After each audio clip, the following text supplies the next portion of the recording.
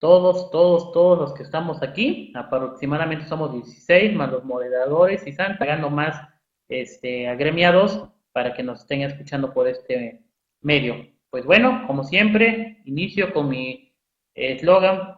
Hoy tomamos café huatusqueño con el tema sector arrendamiento. Bueno, tal vez no sector, pero ya lo manejé de esa manera. Vamos a ver en sí lo que es el arrendamiento, porque muchas veces se ha hablado de lo que es el arrendamiento, y si se pueden dar cuenta, pues hay muchas dudas. ¿Por qué nadie habla del arrendamiento? ¿Qué acaso es un tema que no les interesa, o realmente a todos aquellos colegas que llevan arrendamiento no les deja este régimen? Realmente nunca lo han llevado. Pues bueno, yo creo que hay cuestiones a veces de las cuales nosotros somos especializados en algo, y pues no es el caso. En este caso vamos a tocar el tema de lo que son generalidades del arrendamiento.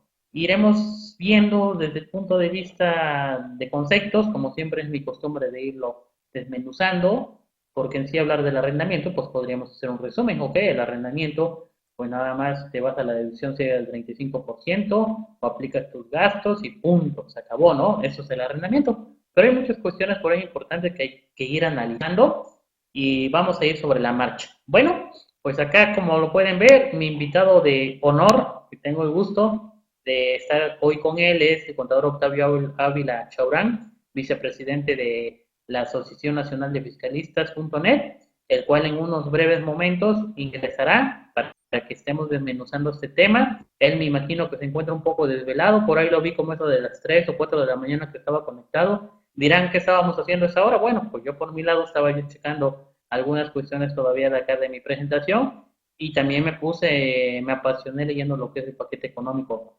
2016, que ahorita todo el mundo está hablando, todo el mundo está poniendo la cabeza por ello. Pero bueno, ya yo creo que ese tema de análisis del paquete económico lo tomarán los compañeros más adelante.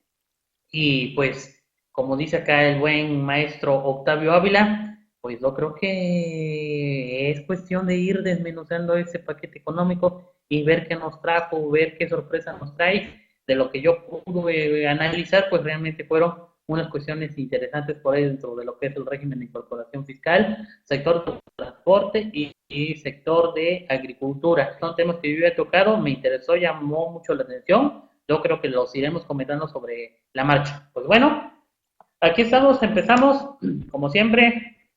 Octavio, maestro Octavio, perdón, cuando gustes, ingresa, perdón. Yo por lo menos me adelanto acá con lo que es el arrendamiento de autos de diputados salientes, que es la noticia, como siempre les traigo en mi formato de lo que es mi charla. Pues bueno, acá lo que me está diciendo dice la jornada del martes 1 de 2015. Octavio, buenos días, qué gusto verte, un abrazo. Ya te interrumpí, Beca. Buenos días a todos. Muchas gracias por la invitación, Beca. Aquí con mucho gusto acompañándote en este tema interesante y pues gracias por la invitación. Aquí te sigo, ahí vamos comentando. Muchas gracias.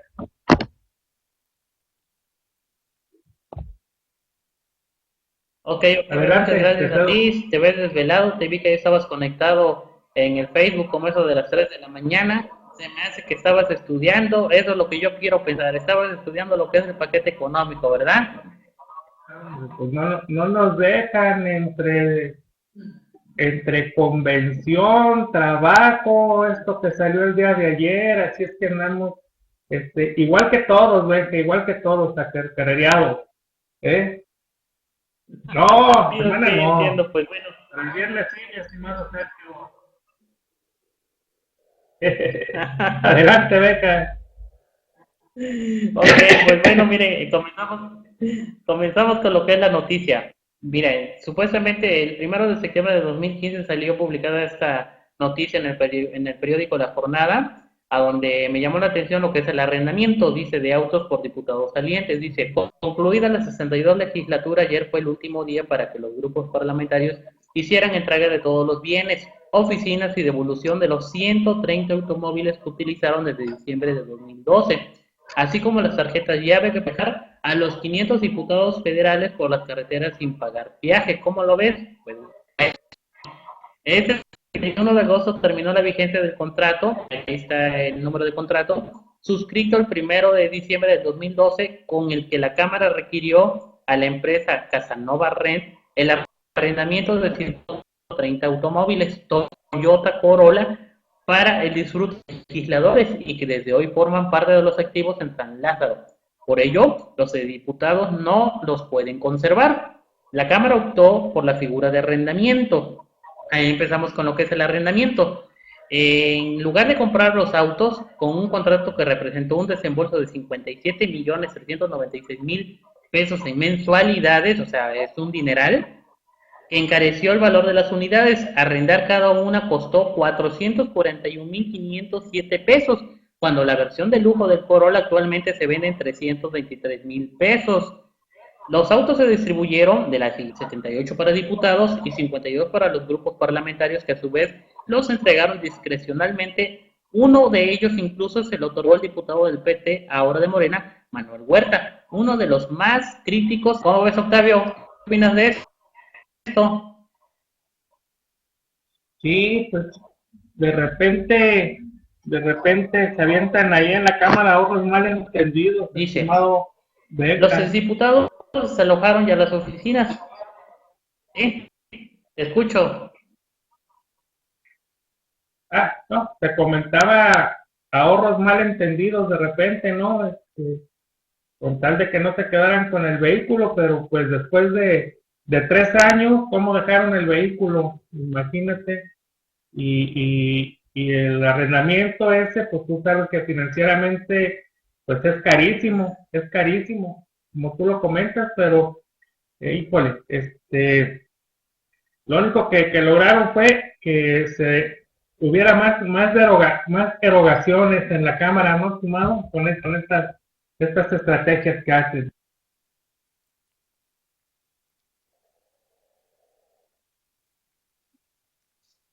Es correcto, Octavio. Yo creo que lo más, hubiéramos comprado mejor un bochito cada uno, ¿no crees? Yo creo que se hubieran trasladado con mayor facilidad y hubieran dado una vida austera como la que nosotros nos damos.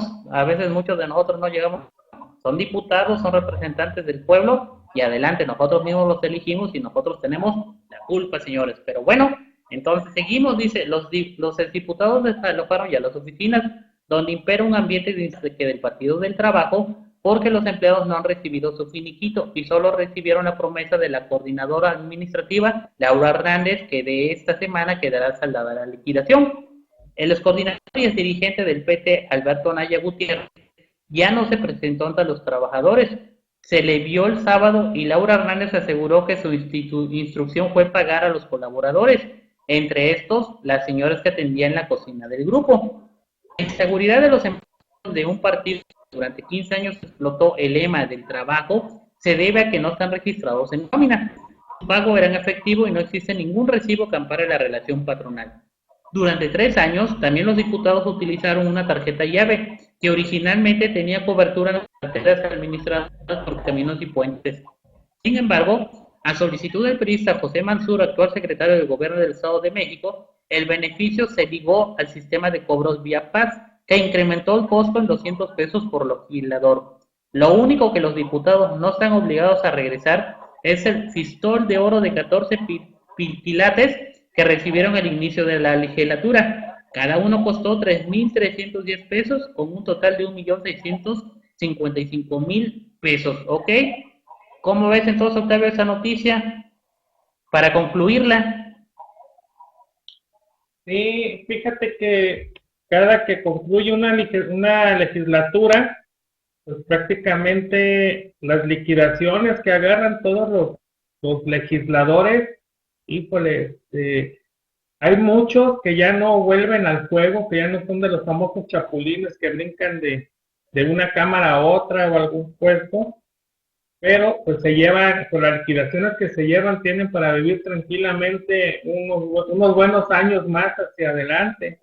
Y pues aquí, relacionándolo con el tema que tú comentas de arrendamiento, pues vaya que sí otro desfondo que le cometieron ahí a las arcas, pero en fin, ahorita Se van unos y es un gastadero. Llegan los nuevos y va a ser otro gastadero con vehículos, con celulares, con laptop, con todo eso, aunque te digan que te van a amarrar el cinturón, pero no, ahí viene. Entran y salen, ¿no? Como en la escuela, estimado Benjamín. Lo de en junio pagas lo de fin de cursos y en agosto pagas lo de inicio de cursos. Igual aquí estamos en esta legislatura, por los que salen y por los que entran.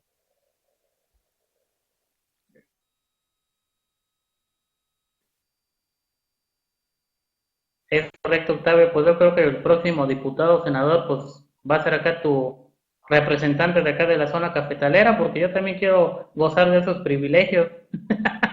No es cierto. Pero bueno, Sí. empezamos, Octavio. Empezamos, Octavio, entonces de lo que Adelante, son las adelante. generalidades, ¿no? Del arrendamiento.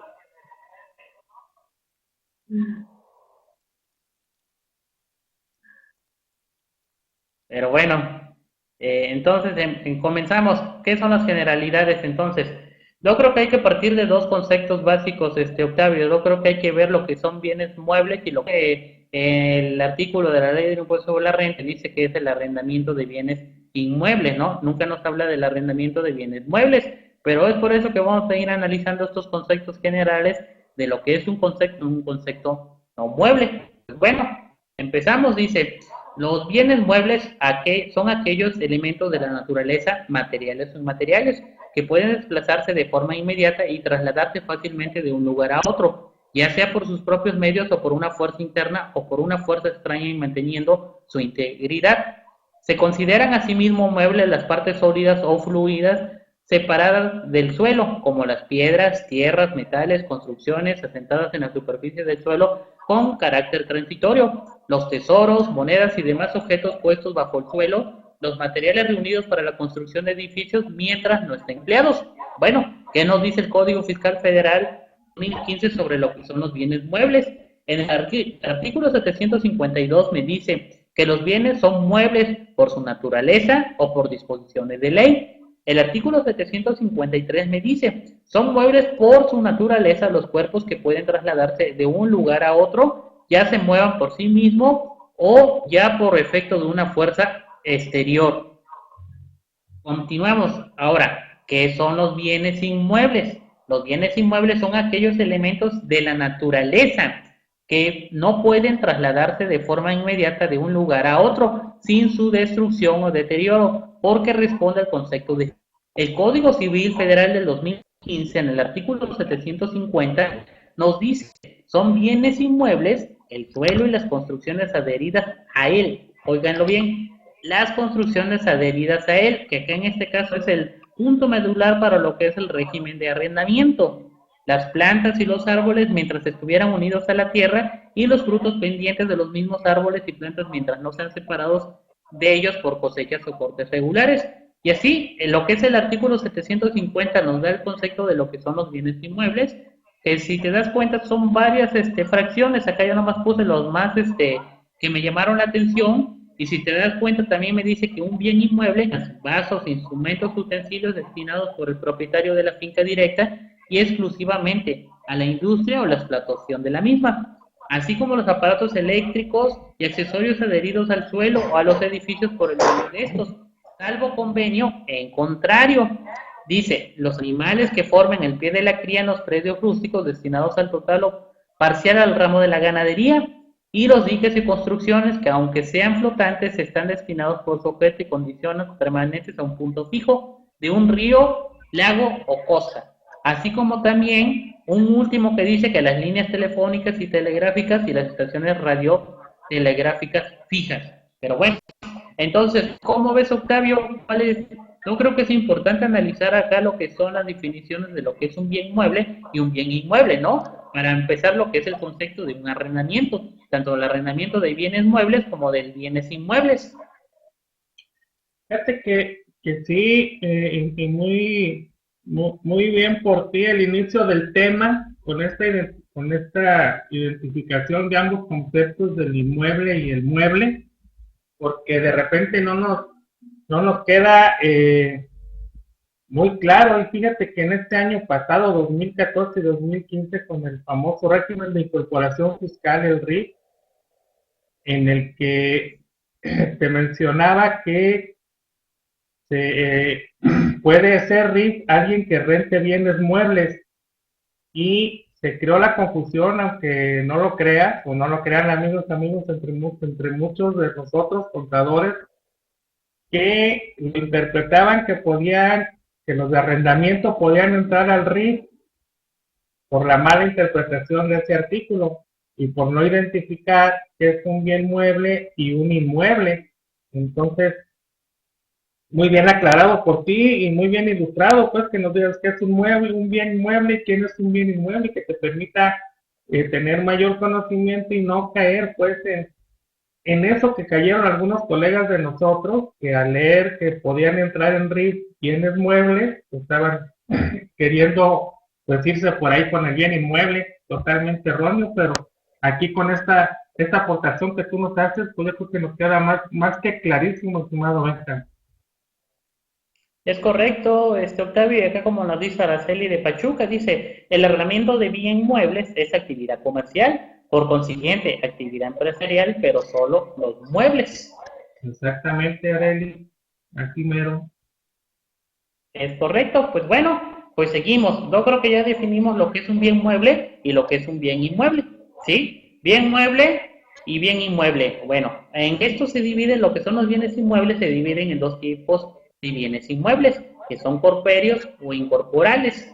Bueno, estos bienes inmuebles corpóreos son aquellos que gozan de materialidad y son susceptibles de ser medidos y aprendidos por los sentidos y se dividen en bienes inmuebles por su naturaleza. Toma en cuenta la naturaleza física y son el suelo, las edificaciones y construcciones, las plantaciones o vegetales y las cosechas y frutos. Los bienes inmuebles por su uso pueden ser muebles corporales que por su naturaleza se incorporan a un inmueble, definitivamente cumpliendo una función de uso. Por ejemplo, una ventana. Una ventana está dentro de lo que es un bien inmueble. Bienes inmuebles por su destino. ¿Qué son esos? Bueno, acá me dice, son bienes muebles corporales que sin perder su individualidad ni su movilidad están afectados a un inmueble, cumpliendo una función. Por ejemplo, los tractores, la maquinaria, que es un ejemplo.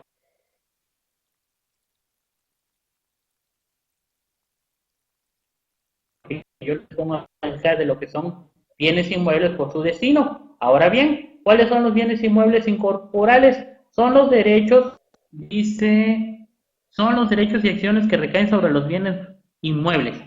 Pues bueno, entonces, acá si te das cuenta, Octavio, lo que son los bienes inmuebles los estamos dividiendo en corpóreos, que a la vez se dividen por su naturaleza y por su uso, además por su destino. Yo creo que acá son conceptos básicos que hay que ir viendo, porque luego vamos a tocar el tema de que qué pasa si yo tengo un arrendamiento de maquinaria, que me dedique yo a la maquinaria pesada a rentarla. ¿Habrá retención o no habrá retención? ¿Qué nos dice la ley del impuesto a la renta y qué nos dice la ley del impuesto al valor agregado? Hasta cierto punto son cuestiones importantes que hay que ir retomando. Estos conceptos básicos que a veces pueden formar tediosos o pueden formar parte del cansancio, pero sin embargo son importantes porque hay muchos de los que estamos acá que supuestamente ya los conocemos y que ya los dominamos. Sin embargo, te puedo decir que hay muchos de acá, estudiantes, no estudiantes, profesionistas o no profesionistas, que estos conceptos a lo mejor los vieron en su momento y ahorita pues se les olvidó, pero pues bueno, es una retroalimentación de lo que son los conceptos para empezar a desmenuzar lo que es el régimen de arrendamiento. ¿O no? ¿Estás de acuerdo, Octavio? Sí, mira, aquí nos pregunta Arely, estimado Benja, y va muy en relación a lo que acabas de comentarnos. Ella pregunta que en un contrato de arrendamiento dice renta de gimnasio, inmueble, juntamente con aparatos de gimnasio. Fiscalmente, ¿cuál es su régimen? Pues mira, aquí el gimnasio, pues es una actividad que bien fácil la pudiera meter al RIF, como una actividad empresarial o una actividad de servicio. Y lo que Si te refieres a que hay dos partes, el que te renta el gimnasio y quien lo utiliza, o a qué te refieres, estimado Areli, a ver si nos la puedes ampliar un poquito la pregunta.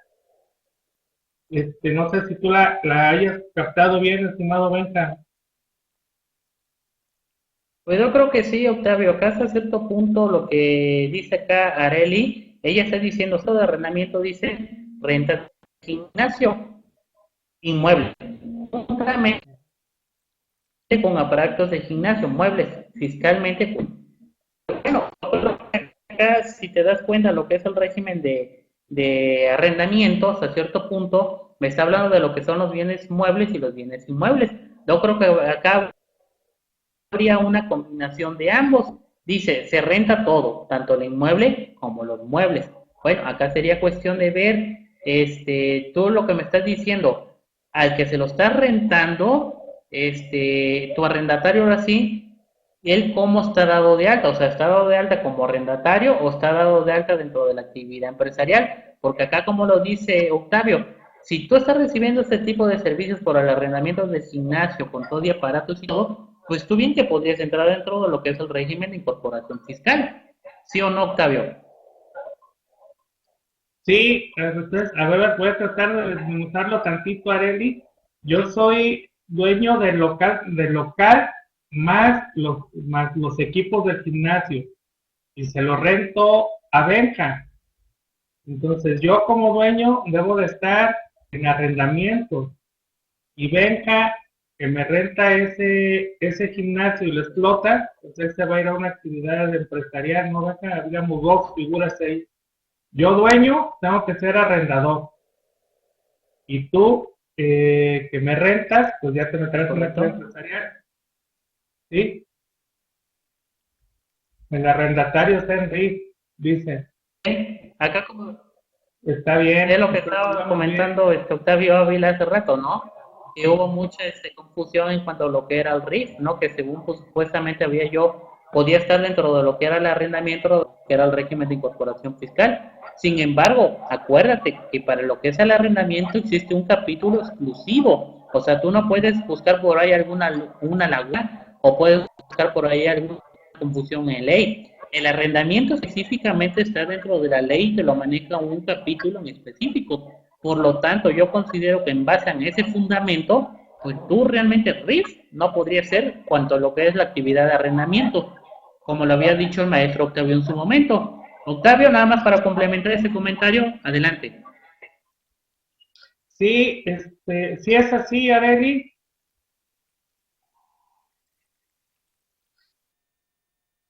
Pero como los muebles son una actividad empresarial, por eso puedo tener esta cuestión de renta de muebles e inmuebles, los puedo considerar como régimen de arrendamiento a ambos. Tú como dueño del local y el equipo, sí, considéralo como arrendamiento, como dueño del gimnasio. Y el que te está rentando, pues está en RIF, está bien, estimada Leli. Sí, por lo que nos explicó el maestro Benja ahorita, de los bienes corpóreos, pues esta parte está dentro del gimnasio, ¿no? Podría encuadrar ahí un equipo del equipo de gimnasio, pues sería un bien corpóreo que tendría por ahí, ¿no? ¿Es correcto? No te entendí mal. ¿Es correcto? Entonces yo dueño prácticamente estoy muy bien en la adelante, estás bien, Octavio, en tu... Así es. Sí, estimada Areli. Es que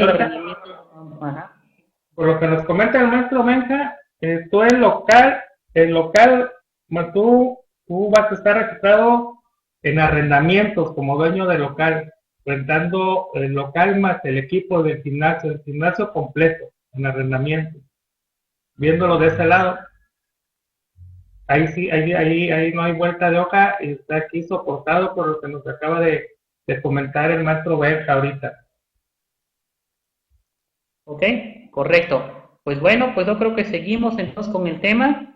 Sí. Pues yo creo que vamos a pasar con lo que es el siguiente concepto, que son los bienes tangibles y que son los bienes intangibles. ¿Por qué estoy tocando eso? Porque esto me lo mencionó dentro de lo que es la ley del impuesto sobre la renta, del valor agregado, perdón.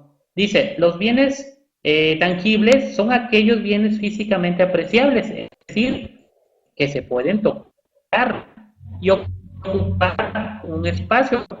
Por tanto, la inversión en bienes tangibles es aquella que consiste en comprar bienes físicos como sellos, obras de arte, árboles, libros, documentos, metales preciosos, joyas, etcétera, con el fin de mantenerlos esperando que incrementen su precio, revalorización, para venderlos con posterioridad y obtener un beneficio. Ejemplo, un carro, un libro, una motocicleta, un lápiz, una barra de oro, etcétera. Ahora bien, ¿qué son los bienes intangibles?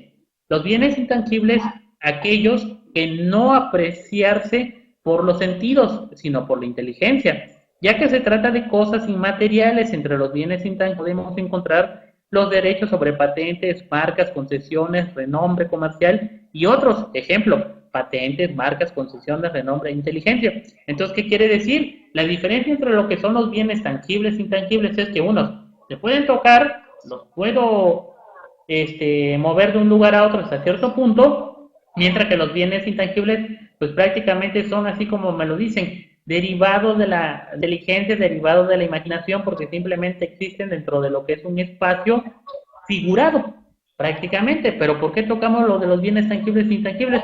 Porque más adelante en la ley del impuesto al valor agregado lo vamos a... Octavio, ¿qué puedes decir sobre ello? ¿Qué puedes opinar? ¿Crees que sea importante tocar ese tema de bienes intangibles y tangibles? Sí, claro que sí, estimado Benja, porque pues como ya lo mencionaste por ahí, la renta de un local comercial o una casa de habitación, pues la tienes que diferenciar muy bien de la renta de una marca comercial o de un nombre, como pudiera ser la franquicia sin meternos mucho al tema, pero uno es tangible y el otro se convierte en intangible por ahí. Entonces hay que identificarlo también plenamente para en su momento saberlo encuadrar, y va en este capítulo de arrendamientos o no, viéndolo desde el punto de vista fiscal, que seguro estoy que un poquito más adelante nos vas a comentar de ese tema. Entonces yo creo que felicito, Beca, estoy aprendiendo mucho aquí contigo en cuanto a la exposición en este tema de arrendamiento, que la verdad lo estás desmenuzando muy bien. Muchas gracias por compartirnos, Beca, adelante. Ok, Octavio, gracias por las flores. Sin embargo, ya sabes que así se debe de manejar. Yo creo que hay que empezar por los conceptos básicos, hay que empezar desde abajo, como se dice vulgarmente, para ir entendiendo todas estas cuestiones. Y como te lo vuelvo a comentar y platicar, a veces hay personas, a veces hay individuos, a veces hay seres pensantes que no tienen la noción, o nosotros como seres pensantes supuestamente ya lo entendemos y sabemos que los demás ya lo entienden. Sin embargo, hay un porcentaje mucho mayor de la población, de un nicho de población, el cual no lo entiende, o sí lo vio y no lo recuerda. Es por eso que es importante ir sacando todos estos temas. ¿Por qué lo estoy tocando? Porque a veces a mí me ha tocado ir a cursos, ¿no? En cursos donde te dicen, ¿sabes qué? Declaración anual del régimen de arrendamiento. Ok, tocan en lo que es el artículo de la declaración anual y punto, pero nunca te dan los elementos. Oye, ¿qué es una copropiedad? ¿Qué es un arrendamiento? ¿Qué es un subarrendamiento? Bueno, todos esos conceptos que tal vez ellos consideran que ya los tienen por definidos, que ya los conocemos. Tal vez a veces es una pérdida de tiempo para les dirá, ¿sabes qué? Es que con eso los voy a aburrir. No, al contrario, es un punto importante porque de ahí vamos a planear, vamos a tener la visión fiscal para poder encuadrar, como tú lo dices, Octavio, en determinados temas de la ley del impuesto sobre la renta y del valor agregado, así como las otras leyes y disposiciones fiscales.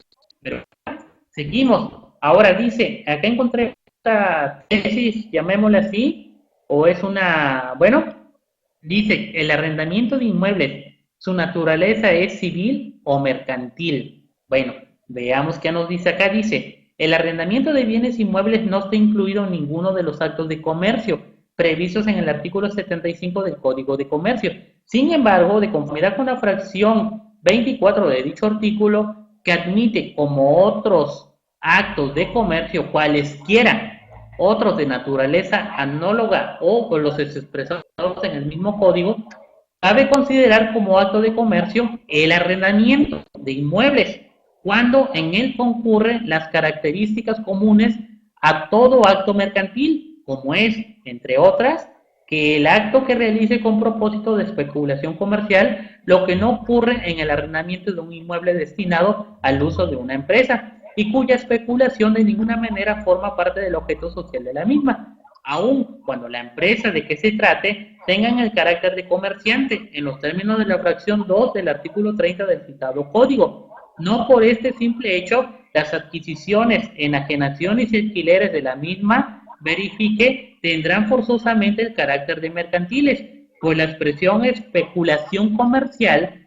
que se emplea en la fracción 2 del artículo 75 del Código Mercantil debe interpretarse en relación con las actividades que celebre esa clase de operaciones, de donde resulta que si la negociación no ejerce ordinariamente al comercio en adquisiciones, enajenaciones y alquileres, cuando realice estos actos deben tener forzosamente el carácter. Es una revisión de 31 diagonal 51 de la compañía carbonífera de Sabinas S.A. de allá del 20 de abril de 1955, si lo puedes ver, Octavio. Entonces, ¿a qué conclusión podríamos llegar, Octavio, con esta lámina? El arrendamiento de inmuebles, ¿el contrato es de naturaleza civil o mercantil? Fíjate que sin entrar mucho en el terreno de los abogados, de fondo, pues debe de ser un contrato de naturaleza civil, pero el objeto se convierte en mercantil luego.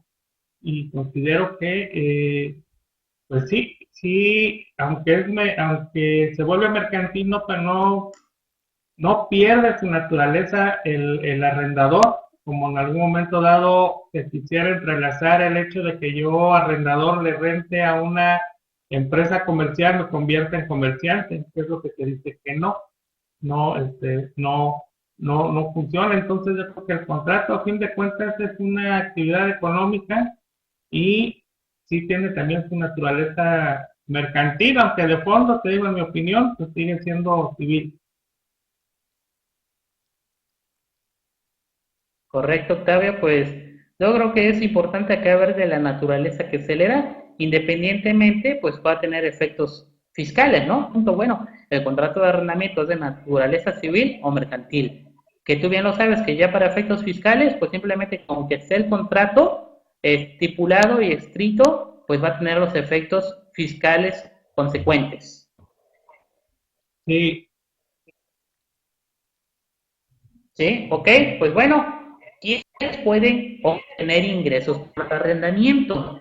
¿Quién creen? ¿Nada más las personas físicas, las personas morales o nada más las personas físicas? Bueno, acá yo creo que sería importante analizar porque muchos se van lo que es el arrendamiento y casi la mayoría de los colegas están acostumbrados a ver que el arrendamiento de bienes inmuebles, pues simplemente lo van a realizar lo que son las personas físicas.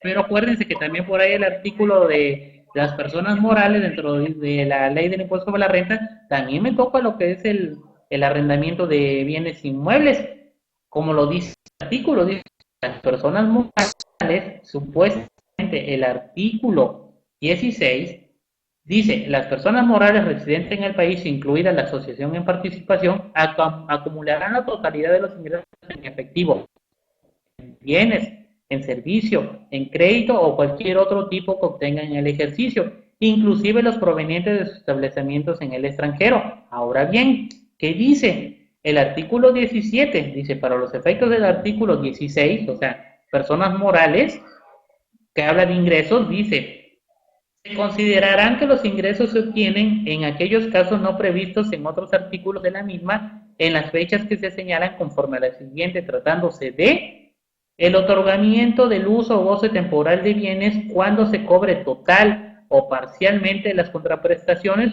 o cuando éstas estén exigibles a quien efectúe el otorgamiento de dichos arrendamientos. Entonces, acá podemos ver, Octavio, hasta cierto punto. Acá hay dos disyuntivas. Como persona física, calculo conforme al flujo de caja. Como persona moral, pues realmente nada más calculo lo que es el IVA conforme al flujo de caja, pero el ICR lo calculo conforme se dio el servicio. En este caso, lo que es el arrendamiento, yo lo considero que a partir de que expidió el CFDI, ya va a acumular para efectos de lo que es el impuesto sobre la renta. Bueno, ahorita checamos eso. También, ¿quiénes pueden rentar arrendamiento? Bueno, las personas físicas. En su artículo 114 se consideran ingresos por otorgar el uso o goce temporal de bienes inmuebles los siguientes: los provenientes del arrendamiento o su arrendamiento, y en general por otorgar a título honoroso el uso o goce temporal de bienes inmuebles en cualquier otra forma. Entonces, ¿qué podemos concluir de esto? Acá podemos concluir de esto que todas las personas físicas y todas las personas morales pueden optar por lo que es el régimen de arrendamiento. Sin embargo, como yo se los mencionaba en su momento, todas las personas piensan que el régimen de arrendamiento nada más pertenece exclusivamente a lo que son las personas morales. ¿Sí o no, Octavio? ¿Qué podrías agregar sobre de estas dos láminas? Sí, tanto la moral como la física se pueden dedicar al arrendamiento, aunque fiscalmente pues tienen un tratamiento distinto. El que sería la persona física tiene un capítulo específico para su actividad, y la persona moral, en su régimen general, vámonos poniendo ahí, pues sería una parte de sus actividades que tendría ahí, y el ingreso es el que se acumularía para efectos de la determinación de su impuesto. Aquí no operaría para nada lo de la deducción opcional y otro tipo de deducciones, sino que fiscalmente tienen un tratamiento distinto, pero civil y mercantilmente ambos pueden dedicarse al arrendamiento. Como existen muchos inmobiliarias, vaya, pues que se constituyen como inmobiliarias para efectos de manejar arrendamientos de, por ejemplo, de edificios, de centros comerciales, ¿no? Etcétera.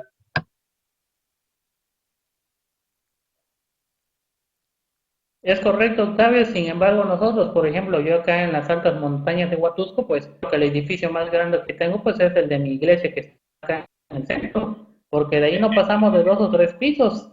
Sin embargo, lo que es el arrendamiento allá en el DF, en otras ciudades, pues sí, es muy común dentro de lo que son lo que son los centros comerciales, son inmobiliarias realmente lo que administran esos arrendamientos, ¿no? Y por ejemplo, en los aeropuertos, con lo que son las centrales de autobuses, ahí todos ellos están dentro, bajo el régimen de arrendamiento, y la mayor parte siempre son personas morales las que tienen ese tipo de arrendamientos. Sin embargo, acá como te digo, pues uno está acostumbrado de acuerdo a sus usos y costumbres, pues realmente acá en mi pueblito, pues acá en las altas montañas, realmente estamos acostumbrados a ver lo que son las personas físicas, ¿no? Tal vez tú ya que estás allá por Guadalajara, pues tú sí, ya estás en la urbanización, realmente ya estás viviendo en una metrópoli, que realmente para ti ese tipo de arrendamiento es muy común.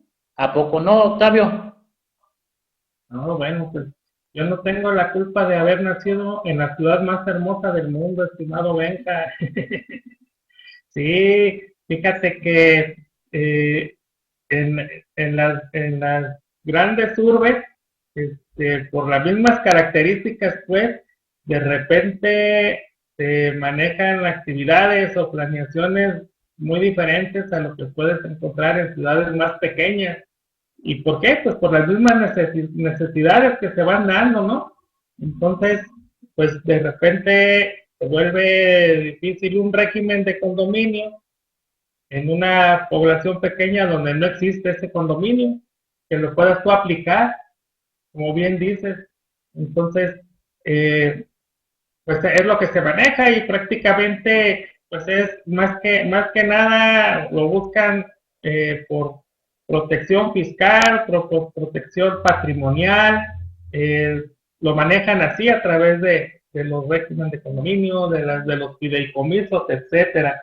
Pero pues ya pronto ahí tu ciudad natal va a estar dentro del mapa de las grandes ciudades las aquí, mi estimado Benja. Síguele así. Correcto, Octavio, pues te agradezco, dice Sergio de Reynosa, dice, el máster vive en Jalisco porque ahí está el néctar de los dioses, el tequila, Yahoo, dijeron por ahí. Exactamente. Fíjate, Sergio, ya les he dicho que si el alcohol frotado en las manos te mata los microbios, tomado te hace inmortal. Yo sé lo que te digo. Exactamente eso, yo lo acabo de ver hace rato en tu Twitter, que lo publicaste por ahí, excelentemente, frase, y pues yo creo que sí tienes razón, ¿no? Bueno, pues seguimos. ¿Qué es el arrendamiento? Dice. Entendamos, vamos acá por conceptos, como te los manejé desde el inicio, ¿qué es el arrendamiento? Dice, la ley del impuesto sobre la renta no distingue a qué se refiere en concreto cuando menciona los ingresos que pueden obtener las personas físicas por arrendamiento y por otorgar el uso o goce temporal de bienes inmuebles. El uso, de acuerdo con el diccionario jurídico mexicano, consiste en el derecho a usar la cosa ajena y de disfrutar de los frutos, situación similar al goce con la diferencia únicamente que en este último se dispone de la cosa, pudiendo existir de por medio una contraprestación pactada entre quien entregue la cosa y quien la usa o goza. Ahora, una definición: llama arrendamiento a la cesión, adquisición del uso o aprovechamiento temporal, ya sea de cosas, obras, servicios, a cambio de un valor. El arrendamiento es un acuerdo con independencia de su instrumentación jurídica en el que el arrendador conviene con el arrendatario en percibir una suma única de dinero o una serie de pagos o cuotas por cederle el derecho de usar un activo durante un periodo de tiempo determinado, con independencia de que el arrendador quede obligado a prestar servicios en relación con la explotación de mantenimiento de dicho activo. Acá, como puedes ver, lo que es el arrendamiento en sí, la ley no te dice, nada más te dice en sí concretos que es el arrendamiento de ciertos bienes inmuebles y sobre ellos vas a pagar el impuesto correspondiente. Pero bueno, entonces, si no me lo dice la ley, ¿a dónde nos tenemos que remitir? Pues yo creo que nos tenemos que remitir a lo que son diccionarios, lo que nos tendríamos que remitir a lo que son otras leyes administrativas, a donde nos encontremos lo que es la definición. Por ejemplo, acá, salvo lo que me diga ahorita Octavio, yo anduve buscando dentro de lo que es el Código de Comercio, dentro de lo que es el Código Civil, el concepto de arrendamiento. Más, nada más lo encontré dentro de lo que era el Código Civil. El Código Civil Federal del 2015 me dice, en su artículo 2398, que hay arrendamiento cuando a las dos partes contratantes se obligan recíprocamente, una a conceder el uso o goce temporal de una cosa y la otra a pagar por este uso o goce a un precio cierto. Si te das cuenta de lo que es acá, una definición en sí de lo que es el arrendamiento, pues no la tenemos muy en sí en concreto, ¿no? Realmente no entendemos lo que es el arrendamiento, pero si nos vamos a lo que son los diccionarios, lo que, como lo acabo de mencionar, en otros tipos de donde nos den la definición, pues yo creo que medio vamos entendiendo qué es el arrendamiento, salvo independiente de lo que me pueda opinar este maestro Octavio. ¿Tú qué podrías decirme de lo que es el arrendamiento? ¿Existe en sí una definición jurídica, una de un concepto como tal, o simplemente nos tenemos que ir a las leyes administrativas, como este caso es el Código Civil Federal? Fíjate que ahorita me hiciste recordar también por esto de que no encontramos de repente definiciones de algunos conceptos. Y sí, pues la ley fiscal no la puedes leer por sí sola. Hay algo que decimos muy comúnmente, debemos de leerla en armonía con las demás leyes que nos sirven de apoyo. Y uno de ellos es el Código Civil Federal, que te sirve mucho de apoyo para poder formarte un criterio, una opinión o identificar algún concepto como el caso de arrendamiento, que al igual que él te comentaba al principio de este comentario, ejemplo, en el caso del domicilio, yo también he buscado la definición de qué es domicilio, como te marca fiscalmente, por los requisitos del domicilio, y no encuentras qué es la definición de domicilio en el Código Civil, exactamente. Igual en arrendamiento, pues te allegas de información que encuentras en el Código Civil y ya de ahí lo puedes determinar. Cosa que debería de quedar claramente establecida, ¿no? Ya en una definición, ya fuese en código o en las leyes del impuesto sobre la renta. Seguro estoy que debe de haber por ahí una tesis o una jurisprudencia que nos lo debe aclarar. Vamos navegando de tarea, estimado Benja, porque no, yo no la he visto, la he buscado, pero no la encuentro. Pero estoy seguro que debe de haber por ahí que nos defina qué es el arrendador, qué es el arrendatario, qué es un arrendamiento. Porque aquí, pues prácticamente estás viendo que es un acuerdo entre dos personas, un arrendamiento, ¿no? Lo que te está comentando este artículo 2398, es lo que encontramos básicamente nada más en Código Civil. Y si te vas a los códigos de cada estado, tampoco vas a encontrar, te apoya prácticamente en estas definiciones. Es correcto, Octavio, yo creo que sí, ya ves que está el Código Civil Federal y está el Código Civil para cada estado, ¿no? Acá yo creo que lo importante sería ver etimología, de acuerdo a lo que es la palabra de la etimología, ya hecha acá Peña Nieto con su infraestructure,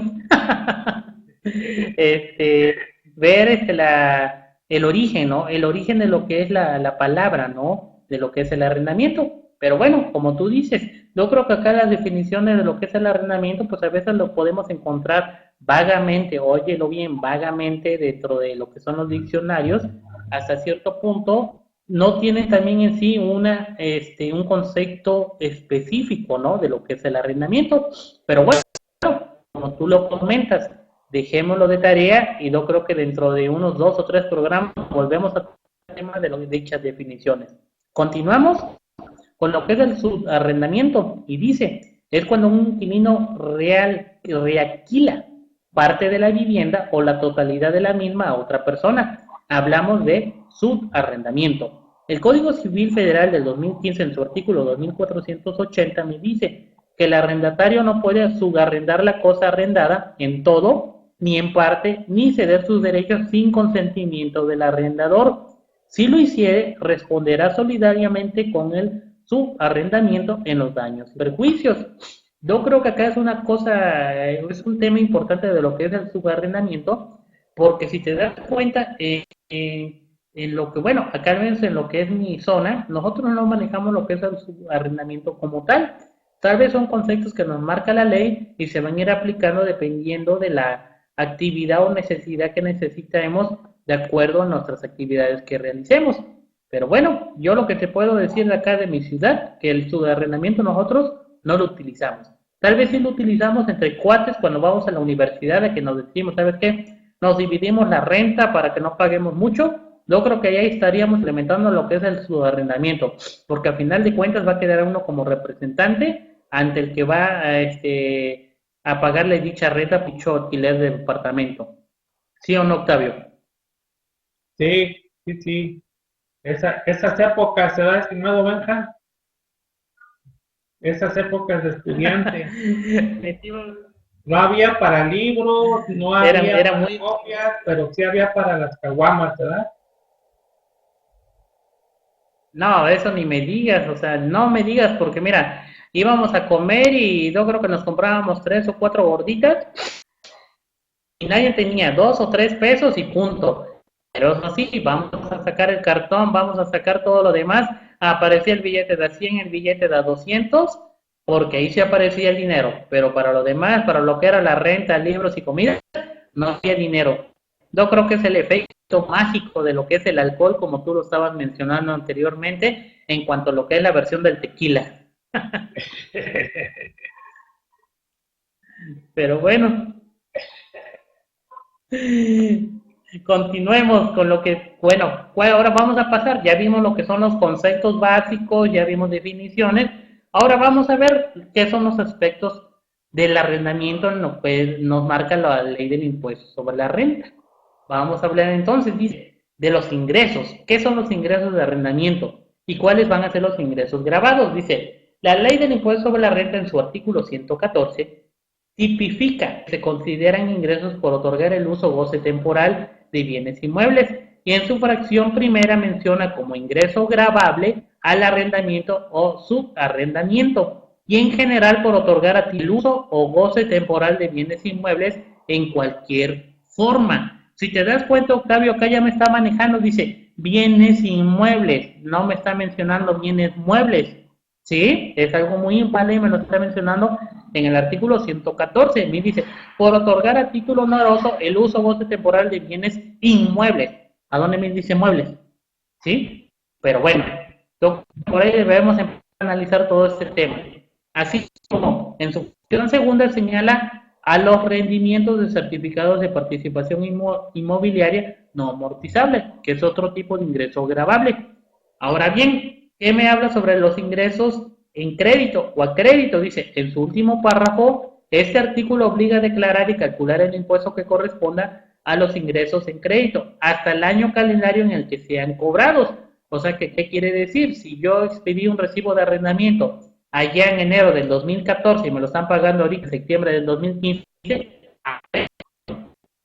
hasta ahorita, de acuerdo al artículo 114, en su último párrafo, yo estaré obligado a declarar dicho arrendamiento, dicho ingreso por arrendamiento, perdón, para efectos del impuesto sobre la renta. O en el caso, ¿cuándo voy a aplicar este artículo, esta última fracción? En el caso de que alguien, de alguno de mis inquilinos, se haya apropiado del bien inmueble y yo lo haya demandado por la vía civil y penal, acá cuando él perdiera el juicio, yo se lo ganara y él me pagara todos estos arrendamientos que me quedó a deber de rentas, bueno, pues en este momento, de acuerdo al artículo 114, fracción último párrafo, perdón, en este momento cuando pues me dé que yo gané el juicio por haber sacado ese inquilino y el inquilino me pague, hasta ahorita voy a tener que declarar lo que es mis ingresos por arrendamiento, de acuerdo a la interpretación de este último párrafo del artículo 114. Ahora bien, ¿qué son los ingresos exentos? Dice, para los efectos del otorgamiento de los ingresos por arrendamiento en general por el uso o goce temporal de bienes, el artículo 93 de la Ley del Impuesto sobre la Renta señala algunos conceptos que son ingresos exentos. Dice, no se pagará el impuesto sobre la renta por la obtención de los siguientes ingresos. Ojo, señores, ojo, contratos de arrendamiento prorrogados, ¿sí? Y en una fracción que es la 18, dice, los que provengan de contratos de arrendamientos prorrogados por disposiciones de ley o herencias o legados. Es en su fracción 22, dentro de lo que son los ingresos. Dice, los que se reciban por herencia o legado pudiendo ser aquellos inmuebles que la persona física recibe por concepto de alguna herencia o legado para posteriormente arrendarlos a terceros. La percepción de dichos inmuebles no será un ingreso acumulable, pero los frutos económicos que perciba como consecuencia de su arrendamiento sí lo serán, debiendo aplicar las disposiciones de este tema en análisis. Dice, los únicos ingresos exentos relacionados con el arrendamiento son los contemplados en el artículo 93, fracción 18 de la ley, y son los que se refiere a los que provengan de contratos de arrendamiento prorrogados por disposiciones de ley. Octavio, ¿qué opinas de los ingresos a crédito exentos y así como de los que me dice acá que es de acuerdo al artículo 93, fracción 18? Sí, fíjate que básicamente lo seguimos manejando en base al flujo de efectivo, independientemente de la fecha en que lo cobres, ¿no? Que al momento en que tú lo cobres, lo vas a declarar. Y el exento, como lo comentaste ahorita en este artículo, pues sí, precisamente también te hace una división, ¿no? Lo que es la herencia o el legado y lo que es el ingreso por eso. Entonces, básicamente en el fondo vuelves a quedar el mismo. En el momento en que lo cobras, sea cual sea el origen, si fue por el arrendamiento o si fue por herencia, hasta el momento en que lo cobras, lo vas a declarar. Y aquí, ahí aprovechando el comentario, hay que estar atentos a lo que viene ahí en estos meses de reforma fiscal, porque por ahí te quieren grabar ya las herencias, los legados, las donaciones. Entonces, hay que tener hay que estar muy atento a esto. Y sí, pues aquí prácticamente te vuelvo a insistir, el fondo es flujo de efectivo, no te van a grabar hasta el momento en que realmente tú lo cobres. Es correcto, Octavio, y acá es algo importante, ¿no? Que me dice que los únicos que serán exentos son los que provengan de contratos de arrendamiento prorrogados. Pero, ¿qué son estos arrendamientos prorrogados? ¿O cuándo nacieron? O sea, la ley así te los marca y tú, bueno, pues quién sabe cuáles son, no me aplican y punto, ¿no? Bueno, pues por ahí estuve investigando y me dice que dichos arrendamientos prorrogados, supuestamente acá hay un tic, yo supuestamente encontré y dice, el decreto presidencial del 24 de diciembre de 1948 que congelaba la renta a los arrendatarios por la razón de haber entrado a la Segunda Guerra Mundial, década de los 40, con posterioridad a la aparición de este decreto, el congelamiento de rentas quedó sin efectos mediante otro decreto publicado en el Diario Oficial de la Federación del 30 de diciembre de 1992. Sin embargo, algunos estados aún lo tienen estipulado en sus códigos civiles, más de acuerdo a interpretaciones que más bien se trata de un derecho para el arrendatario al que no puede negarse el arrendador y que para su ejercicio requiere de la voluntad de solamente uno de los contratantes, por lo que tampoco podemos entender de que se trata de una prórroga por disposición de ley. Ejemplo, los ingresos provenientes de contratos de arrendamiento prorrogados al tenor del artículo 2051 del Código Civil del Estado de Jalisco no se encuentran exentos del pago del impuesto sobre la renta. ¿Cómo ves, Octavio, de esos contratos de arrendamiento prorrogados? Tú que en su momento, tú que ya llevas más camino dentro de lo que es el área fiscal, te tocó verlo, te tocó analizarlo, cuéntanos. Fíjate, yo te ando en programa y tú ya me andas diciendo viejito, vas a ver, venga. Fíjate, este término se estaba volviendo muy común en el caso de los pleitos entre el arrendatario y el arrendador en cuanto a que no quisiera dejar la propiedad o tuvieran algún problema y no quisieran dejar la casa habitación, por llamarlo, por ponerle así, pues la casa habitación al local comercial. Entonces, al entrar a juicio, lo que hacía el juez era congelar la renta vía petición del que rentaba para efectos de esperar a que se diera el resultado de ese juicio. Entonces, la renta se congelaba, mas no significaba congelar, se utilizaba en términos de no incrementar el valor de la renta durante el tiempo que durara el juicio. Si tú estabas pagando ahorita 10,000 pesos de renta, pues se te congelaba la renta a esos 10,000 pesos nada más. No iba a haber incremento. Y pudieras no pagarlo hasta que se definiera el juicio. Entonces, esas rentas congeladas, pues no quedaba exento de pagarlas, simplemente quedaba, ahora sí como dice el término, detenido mientras se resolvía el juicio. Pero la obligación de pagarla, pues ahí persistiría. Se te congela la renta, no pagas hasta que se resuelva el juicio. Pero vas a tener la obligación de pagarla, ya sea favorable para ti o sea en contra tuyo, pero vas a tener que pagarla. Esas rentas, es lo que se está utilizando del término, y lo que te dicen aquí en Jalisco, no, aunque te congele la renta, no te exime de que me la tienes que pagar en el momento en que el juez dicte sentencia. Es así, estimado Benja.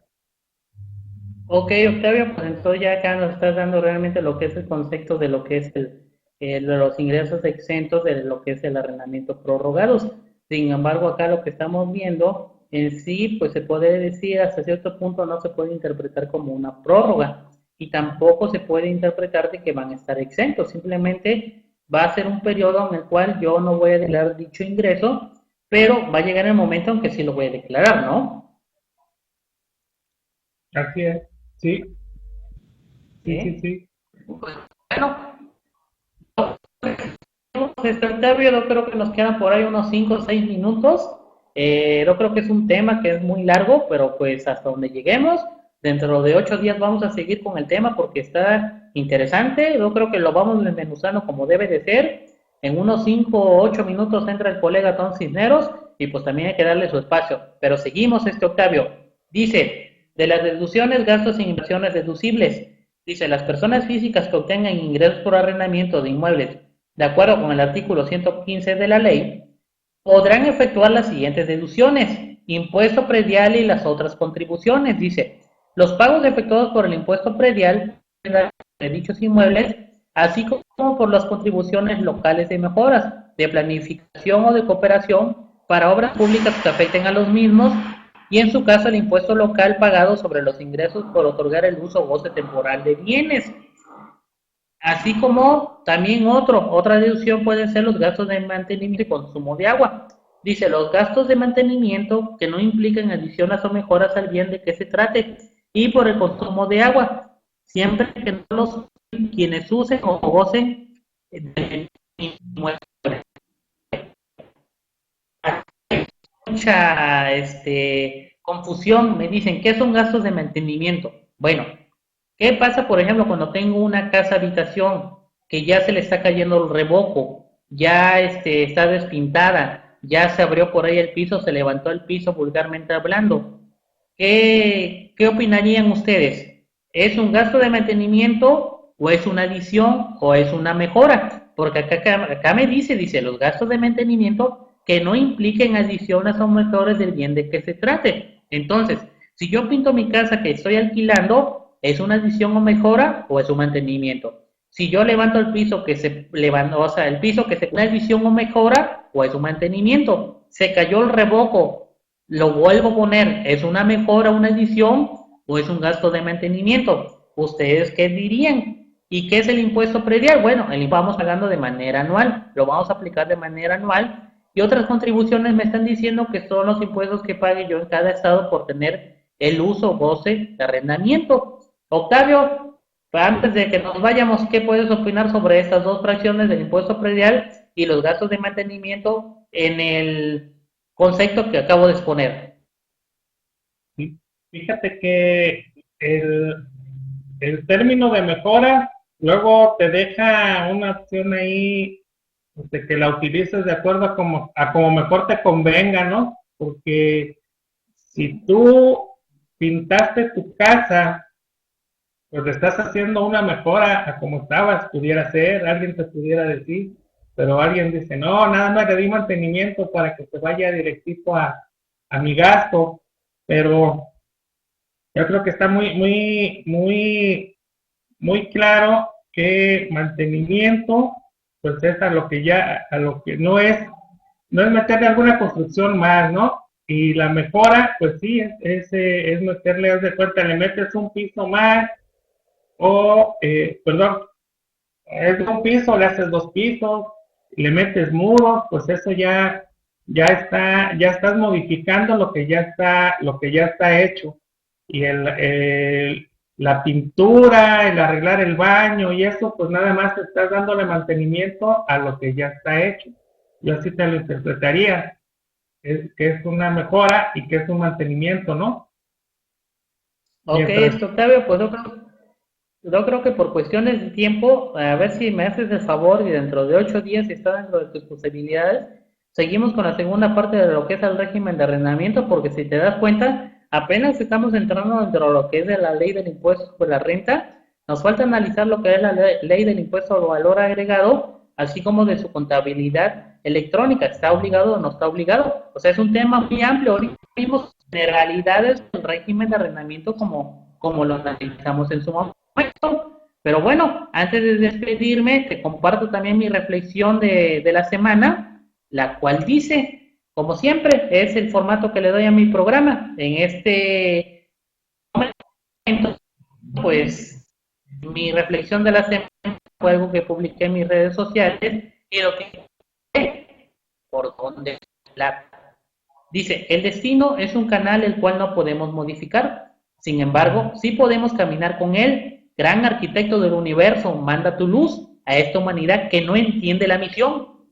Ailán, ese angelito así debería de estar durmiendo y no haberle arrebatado y cortado el cordón de plata.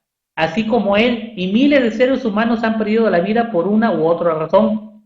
Solo esperemos la luz radiante del entendimiento y comportamiento de la humanidad. Solo pediré salud, estabilidad y poder. Es cuanto, JB el fiscal, Octavio, por ahí si quieres hacer una promoción de la convención Anafinedimos. Y gracias por estar acá conmigo, Octavio. No, pues muchas gracias a ti, Benja, me dejaste muy pensativo con esta reflexión. Desafortunadamente, conforme pasa el tiempo, eh, ahora sí, una lucha mundial entre la sociedad de volvernos incluyentes. Todo el mundo pide ser incluido y lo que está sucediendo, pues es que hay mucha exclusión. Hay mucha exclusión, lo estamos viendo en nuestro propio país, lo estamos viendo en la mayoría de los países del mundo, por no decirte todo. Qué incongruencia, ¿no? Estamos pidiendo una sociedad incluyente y cada quien que pide ser incluyente excluye a los demás. Ojalá, pues, este, este tormento de vida que estamos viviendo pase pronto, porque la verdad es lastimoso ver imágenes como las que vimos y a mí la verdad cada que veo a este niño, pues sí, me simbra saber qué pasa en mi país, qué pasa con el resto del mundo. Benja, muchas gracias por invitarme a tu programa. Primero Dios, si no sé otra cosa, con mucho gusto te acompaño, lo disfruté mucho, estoy aprendiendo mucho. Aquí te acompañaré el próximo miércoles, el viernes, por ahí te invito también a que estés conmigo para estar platicando de este paquete económico que ya se presentó el día de ayer y comentemos por los puntos interesantes. El viernes les compartamos a todos nuestras amigas y amigos del aula y pues invitarlos a que entren al micrositio de la convención 2015 Guadalajara, está en gdl2015fiscalistas.net. Les adelanto, tendremos los eventos técnicos, nos estará compartiendo el doctor Herbert Bettinger, estará el maestro César Calvo Langarica, el maestro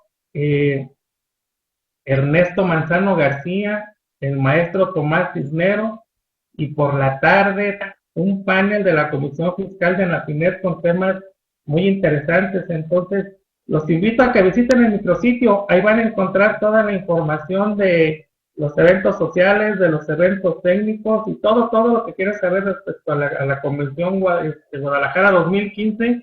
Es un micrositio que se hizo profeso y van a encontrar toda la información. Los invito a que ahí entren a checarlo. Muchas gracias, Beca. Primero Dios, nos vemos el próximo miércoles y antes el viernes, por ahí te espero. Gracias, amigas, amigos, y una vez más, felicidades, Beca. No, no hay nada que agradecer, Octavio. Agradezco el tiempo compartido por vos y pues acá invitar a los colegas de Anafinet que nos sigan, que sigan acá lo que es el aula Anafinet para que este gremio crezca y seamos candidatos a ser esos robots del conocimiento que queremos ser y anhelamos ser. Señores, me despido. Gracias por estar conmigo y con el contador y maestro Octavio Ávila, vicepresidente de Anafinet. Dentro de 8 días seguiremos con la segunda parte de lo que es este interesante tema del arrendamiento. Si el gran arquitecto del universo nos da la luz, vitalidad y sobre todo vida. Gracias, señores. Un abrazo. Octavio, gracias. Buen día a todos.